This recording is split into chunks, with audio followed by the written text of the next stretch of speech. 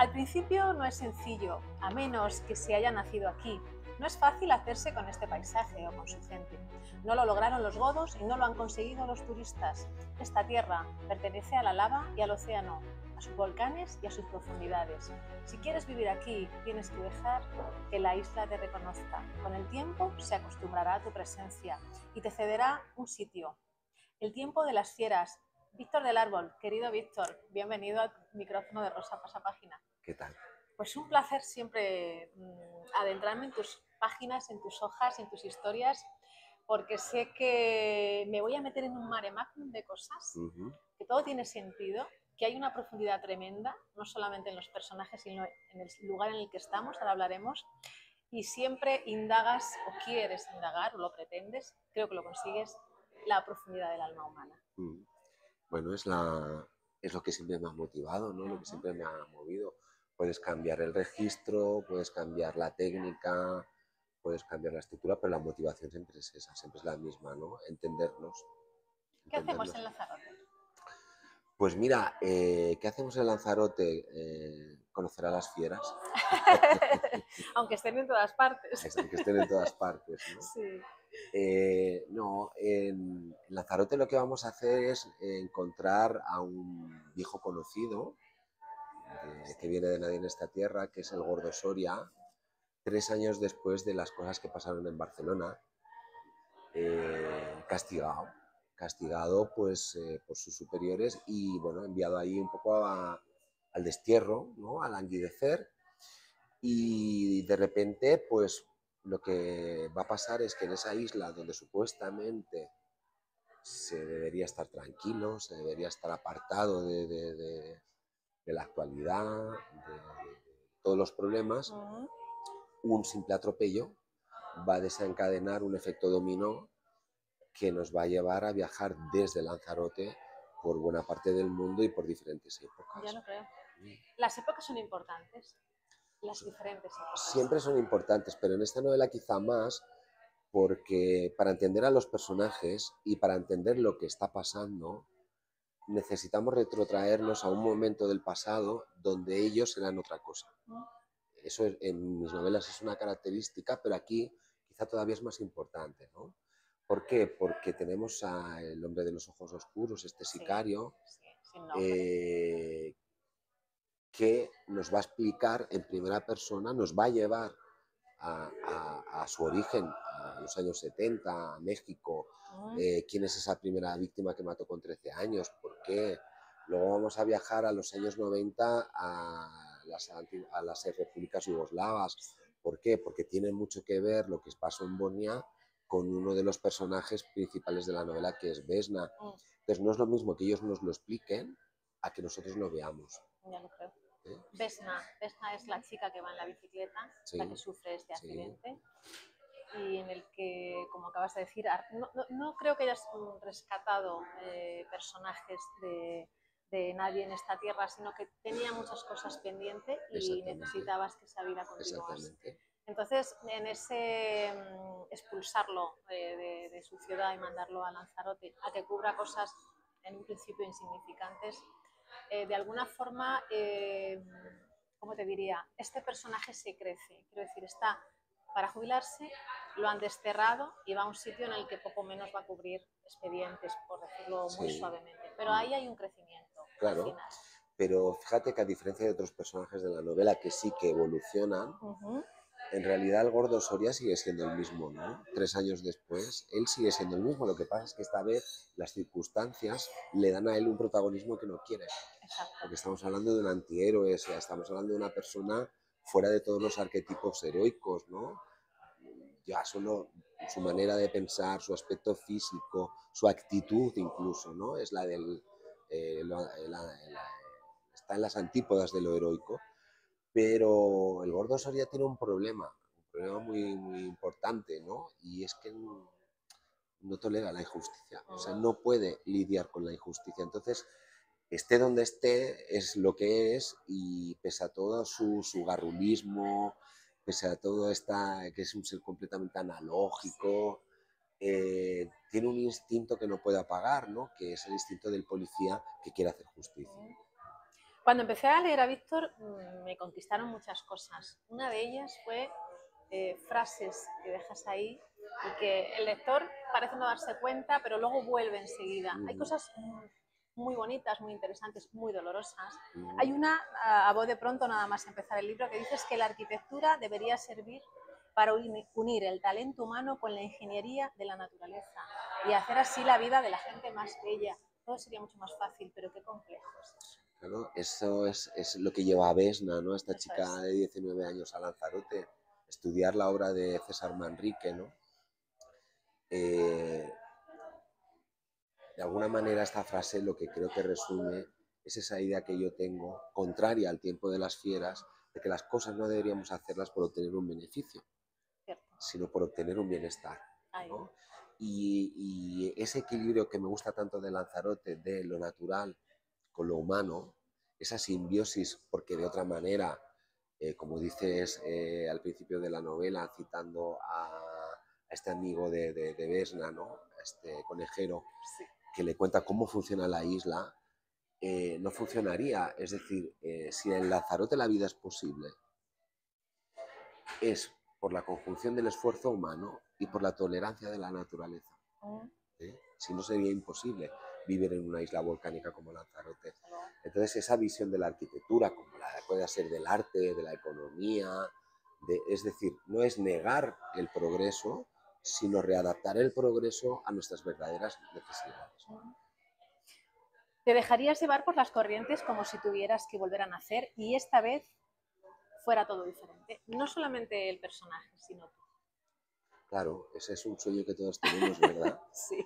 Depende qué tipo de corriente, claro. Dejar que... No, claro, pero el hecho de esta imagencita, Vesna cuando está en el mar, flotando entre esos dos mundos, ¿no? Entre la tierra y el cielo, es una imagen maravillosa. Sí. Yo recomiendo a todo el mundo que pueda que nade en el océano de noche, porque es una sensación muy curiosa. No lo he hecho jamás. Por un lado el miedo, sí. el ¿Qué temor, te va a pasar? ¿Qué te va a atrapar? El temor a alejarte, sí. pero por otro es esa percepción de la inmensidad que te rodea y que tú formes parte de ella, ¿no? Entonces, claro, el hecho de dejarse llevar por la corriente significa, es muy bonito en el sentido de que podrías eludir tu propia responsabilidad, ¿no? Simplemente dejarte que el destino te lleve, ¿no? Hacia donde te tenga que llevar. Y luego lo de nacer de nuevo es un sueño de todos los que hemos vivido unos cuantos años, ¿no? Si volver a nacer, si volviera a empezar, seguramente muchas cosas no las haría de manera distinta. Has hablado de destino, una cosa que también manejas mucho, nombras mucho. Destino, azar, Dios, ¿son la misma cosa? Le damos muchos nombres a todo lo que no comprendemos. Entonces, para mí son la misma cosa en el sentido de que todos, al final, acabamos intuyendo que hay algo dentro, o sea, fuera de nosotros que nosotros no podemos controlar. Con lo cual, esa obsesión que tenemos por el control es, al final es inservible.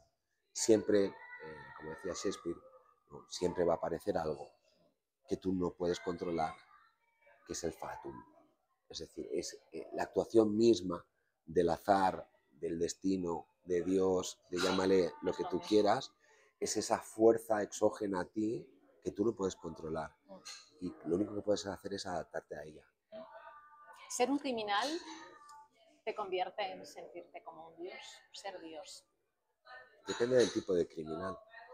Si son criminales como los que aparecen en esta novela, que son criminales de la lógica, no son criminales de la pasión, sí que te permiten sentirte como un dios, porque los criminales de la lógica se rigen por una doctrina y se ciñen a esa doctrina, sean las leyes del mercado, sea el máximo beneficio, sea el poder político, sea lo que sea. Es una doctrina y ellos son fieles a esa doctrina, ¿no?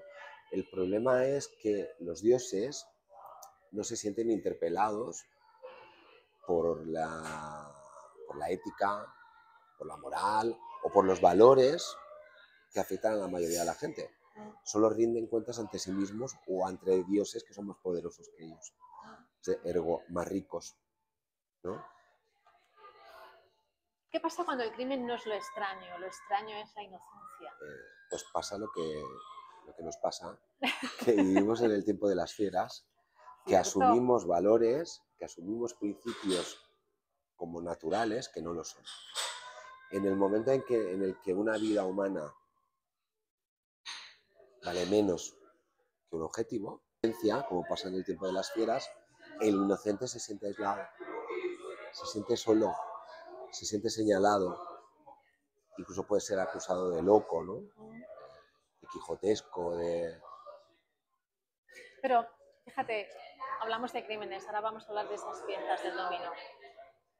Cuando ese crimen se convierte en un crimen de guerra, en un crimen global, en un crimen que no hay personas concretas, no hay nombres propios, no es una persona. Es una manera de hacer. Se apoyan esos enfrentamientos, se comulga de otra manera, se ve de otra manera el crimen. Claro, porque los valores cambian. Exactamente. Y entonces, al cambiar los valores de la sociedad, aquellos que no los aceptan son marginados. Y los valores de los que estamos hablando son valores que siempre responden al miedo.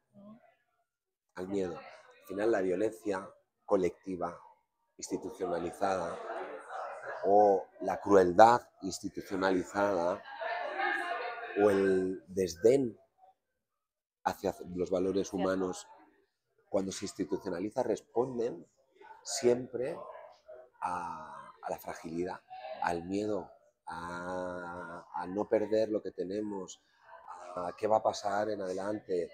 Entonces necesitamos una causa, necesitamos una razón, un enemigo visible, algo concreto, ¿no? Para guiarnos, ¿no? en esa lucha. La historia está llena de ejemplos, ¿no? Empezando por el nazismo, o siguiendo pues, quizá por las justificaciones que hoy en día podemos escuchar para los conflictos globales que todos conocemos, ¿no? No hay personajes, voy a decir, principales, quizá más importantes que otros. No. Nunca. No. Todos tienen una historia, todos tenemos una vida y formamos parte quizá de ese dominó. Estamos en fila, estamos colocados. No el dominó como partida, sino el dominó como efecto. Exacto. El pito doble, ¿consideras que es una de las figuras, voy a decir de menos importancia, pero yo creo que es la que más importante, que marca un principio, ¿no? Digamos que cuando algo se tambalea, los demás también tienen que tambalearse porque van a caer. Da igual qué tipo de personaje sea. Claro. Es que la tesis del tiempo de las fieras es que es una novela coral, por una razón muy sencilla, porque no hay vidas pequeñas. No existen las vidas insignificantes. En el momento en el que nosotros formamos parte de una sociedad, da igual si es en la isla de Lanzarote o en México o en Texas, da igual, como pasa la verdad, en el momento que una pieza se mueve, las demás se ven afectadas por eso. Es decir, ese efecto dominó al final lo que significa es que estamos interconectados. Totalmente. Entre nosotros y con los hechos que nos pasan. Fingir o creer que tú puedes ganar la partida del dominó solo porque tengas un 6 doble, es un error, es no entender el juego.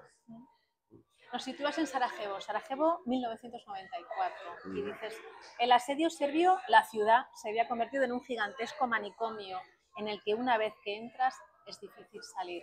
Nos vamos hasta allí, todo tiene un porqué, no lo vamos a contar. Pero hablas de Sarajevo y de 1994, ya como que te retraes, dice, aquí ocurrió algo muy importante. Sí, esto tiene que ver con una... Yo iba buscando el tiempo de las fieras y iba buscando qué podría ejemplificarlo, ¿no? Entonces, se habla, por ejemplo, de la matanza de San Isidro del McDonald's en 1984. Se habla de otros tipos de tragedias colectivas, ¿no? De matanzas colectivas y tal. Pero este episodio me pareció relevante por un documental que vi de un director esloveno que se llama Milan Stupanic, que se llama Safari Sarajevo. Entonces no te voy a contar mucho de ese documental porque desvelaría parte de lo que pasa en la novela, pero digamos que lo que hace este documental es entrar unos aspectos de la guerra de Bosnia que no caben en la crónica histórica, ¿no? Y ahí es donde puede entrar la literatura.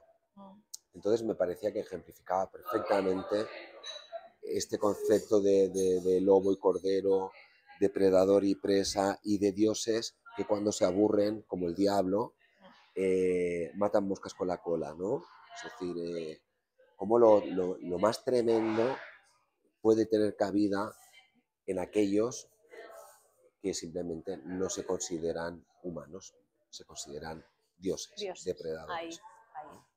Sobrevivir a una tragedia, lo decías hace un momento, en el McDonald's, sentirse a salvo y preguntarse por qué. ¿Por qué? Es lo que hace Norman Hill, ¿no? Sí. Es un personaje extraordinario este chico, ¿no? Que se queda marcado por esa tragedia que él vive en la infancia, una matanza, un tiroteo de un tipo que mató a 70 personas. O sea, estuvo disparando durante horas porque la policía se equivocó del sitio, ¿no? Entonces llegaron tarde. Y claro, cuando ves que a tu alrededor morir a tanta gente de manera tan absurda, de manera tan azarosa, tú te preguntas, evidentemente, cuál es el sentido del destino y cuál es el sentido del azar. Es decir, ¿por qué tú sí y yo no? O viceversa, ¿no? Y eso a él le marca mucho el sentido de la realidad. De hecho, él se dedica a estudiar, a partir de ese momento, tragedias por el estilo de todo tipo, desde una tragedia natural a otra matanza, guerras, accidentes aéreos, y siempre va buscando si existe algún tipo de lógica en esa selección azarosa, ¿no? Entonces, bueno, eso lo podríamos trasladar a muchos aspectos de la vida. A todos. Es decir, ¿por qué unos consiguen unas cosas y otros teniendo las mismas cualidades, no? ¿Por qué a unos les afectan unas enfermedades y a otros no? Porque entonces al final te das cuenta de que hay que aceptar, como el propio Norman Hill, ¿no? Acaba aceptando que hay una lógica que está por encima de nosotros, que nosotros no comprendemos, que como tú has dicho antes, se le puede llamar destino, azar o Dios o lo que tú quieras, pero que nosotros no podemos controlar, ¿no? Tú puedes intentar toda la vida estar a salvo, ¿no? Y como en el cuento de Sherezade, al final la muerte te encontrará. Por supuesto, ¿no? sí. ¿Qué se le dice a un enemigo al que no vas a echar de menos como a un amigo? Pues que como pasa entre El hombre de los ojos oscuros y Julián Leal, ¿no? Me habría gustado conocerte en otras circunstancias, me habría gustado ser otro tipo de persona y no es posible. A veces nacemos en caras ocultas, caras distintas de la luna, a veces nacemos en lugares distintos de la realidad, ¿no? Y no podemos cruzar al otro lado, aunque nos gustaría, ¿no?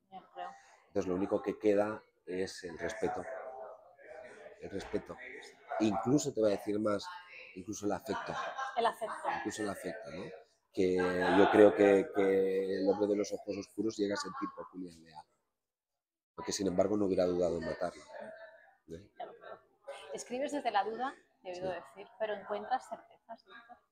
Pocas. Pocas. Pocas. Y de hecho creo que no es mi trabajo como escritor. Mi trabajo es plantear dudas. Mi trabajo es plantear inquietudes. Y no es tampoco dar lecciones de moral a nadie. No es sentar cátedra sobre ninguna verdad. Porque no hay verdades absolutas. Entonces lo que creo que tiene bonito la literatura es que al poder corregir la realidad, ¿no? Al poder corregir la realidad nos da una visión más empática, ¿no? de esas certidumbres y de esas ideologías, de esos dogmas, y que nos los cuestionemos, ¿no? Cuando entramos en lo humano, en lo individual, lo genérico, muchas veces se difumina. Y eso me interesa mucho. ¿Cuándo visualizaste la historia con las piezas del dominó? Pues en el momento en el que uno de los personajes de esta novela, que hay un elenco maravilloso, que es el viejo Tobías, que vive en Lanzarote y controla, digamos, todo el submundo de la isla, él toma sus grandes decisiones jugando al dominó. Y la idea me vino estando precisamente en Lanzarote, aunque voy mucho a Lanzarote, pero cuando fui para buscar localizaciones para la novela y tal, entré en un bar del puerto de Arrecife a comer y vi unos señores jugando al dominó y me acordé de mi abuelo, ¿no? Cuando jugaban al dominó en el bar del barrio, Sí. y de las conversaciones que se tenían jugando al dominó. Y ahí me vino la imagen. Estoy pensando, fíjate, en esa imagen de cuando jugaban o veías que jugaban al dominó y voy a decir, la facilidad de estar en la partida y al mismo tiempo mantener una conversación. Claro. No banal, casi nunca. No. Porque el dominó no es un juego de... Aunque la gente se piensa que es un juego de matemáticas y de lógica, tiene esa parte, pero sobre todo el dominó es un juego de listos. Es un juego de instinto, es un juego de gente que sabe contar. Y es un juego de gente que sabe esperar, que sabe tener paciencia, sobre todo si se juega a dobles, ¿no? Sí, hay más. Entonces es un tipo de sabiduría, el dominó es muy bonito porque encarna un tipo de juego popular, ¿no? Pero que encierra mucha sabiduría de la que importa para la vida, ¿no? ¿Qué hay en la isla de Cubagua aparte de cangrejos? Iguanas. Iguanas. Iguanas y un lugar para esconderse del mundo, ¿no? Que es donde, digamos, donde el hombre oscuro cree estar a salvo, ¿no? De las cosas que pasaron en esta tierra. Y paradójicamente también puede encontrarse los tres elementos que a mí me parecen más importantes en la vida de una persona, que son la pasión, en este caso el sexo, ¿no? El amor, aunque sea un amor de náufragos, ¿no? Y la muerte. La muerte. La muerte. Y al final es curioso que en la isla de Cobagua, en Venezuela, estos tres elementos se unen, ¿no? Sexo, amor y muerte en una misma persona, que es Magar, ¿no? Es este último ancla que el hombre de los ojos oscuros había cogido para intentar ser otra cosa. Cuando ese ancla desaparece, el hombre de los ojos oscuros vuelve a ser el sicario. Vuelve a ser el sicario, efectivamente. ¿Cuáles son los peores sicarios? Es otra de las cosas que planteas también. No sé si es peor un sicario venezolano, un sicario contratado o un sicario. Bueno, en realidad, perdona, lo defines como un psicópata. Sí. No sé si hay una diferencia. Hay una diferencia, ¿no? Ahí. Aquí hay esta novela va de cacerías humanas, de depredadores y de presas. Y hay un duelo muy interesante entre dos sicarios por cobrar la misma presa, ¿no? Constantín y el hombre de los ojos oscuros, ¿no? Y la diferencia entre ellos es palpable, es evidente, ¿no? Es decir, uno hace lo que hace porque, como dijo en la otra novela, se le da bien, pero eso no significa que no tenga la capacidad de la empatía, ¿no? Los peores sicarios son los que consideran a sus víctimas o al resto del mundo como un escenario para cumplir su propósito, como presas, que es el caso de Constantín, ¿no? ¿Por qué? Porque Constantín carece de empatía. Y una persona que carece de empatía, es decir, que carece de la capacidad de tener emociones, de afinidad con otro ser humano, por definición es un psicópata. Y él no es. Podría serlo perfectamente el que provocó una matanza como la que Exactamente, ¿no? Y las fieras se aprovechan mucho de este tipo de individuos, de este tipo de esbirros, para ejercer su poder. Pues gracias por tu tiempo, Víctor. Ha sido cortito, pero bueno. Sí, pero ha sido intenso. Muchísimas gracias. Un placer.